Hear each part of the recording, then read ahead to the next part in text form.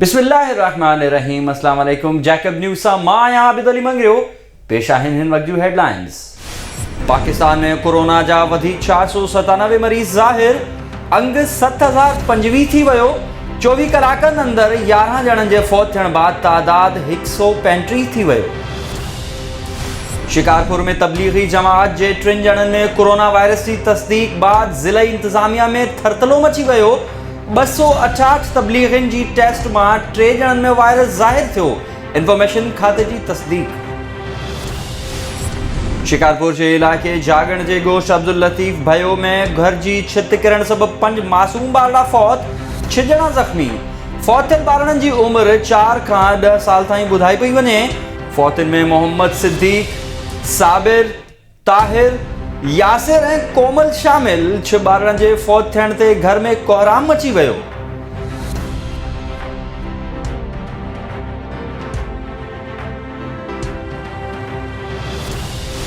जैकबाबाद में एक्सीएन सैपको हुकूमती हुक्म थुॾे छॾिया।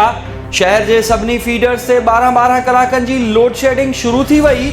शहरिन पारां हुकूमत का एक्सीएन खिलाफ कार्रवाई करण की घुर। चुन में भट्टी बिरादरी के माण्हुनि जो वडेरे असदुल्ला भट्टी खिलाफ ठुल प्रेस क्लब आॾो कुरान पाक खणी एहतजाजी मुज़ाहिरो। वडेरे घर में घिड़ी औरतन ऐं ॿारनि खे तशद्दुद जो निशानो बणायो आहे। इंसाफ़ फराहम कयो वञे मुज़ाहिरीन। ठुल प्रेस क्लब में घर की जमीन ते कब्जो करण खिलाफ खोसा बिरादरी जो औरतन समेत एहतजाज।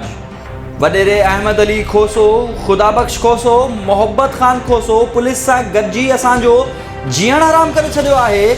एसएसपी नोटिस वठे, असांखे इंसाफ़ फराहम करे मुज़ाहिरीन जो मुतालबो। सिंध में लॉकडाउन वधाइण वारे ऐलान बाद सजावल में लॉकडाउन सख्त। बेल सवारी ते पाबंदी की खिलाफ वर्जी कंदड़ केतराई शहरी गिरफ्तार ऐं आज़ाद। ठुल में वार्ड नंबर 10 के रहवासिन जो जमाल जोश बुर्लो की अगवानी में वार्ड मेंबर और चेयरमैन म्यूनिसिपल कमेटी खिलाफ बे डी भी राशन न मिलण ते एहतजाजी मुजाहरो, पंहिंजा नवाजी जो इल्जाम।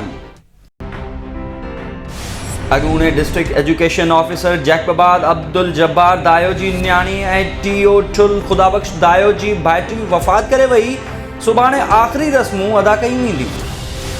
ही हुयूं हिन वक्त ताईं जूं हेडलाइंस। वधीक तफ़सीलात लाइ विज़िट कयो असांजी वेबसाइट www.jacobnews.hd.com या फेसबुक ते फॉलो कयो।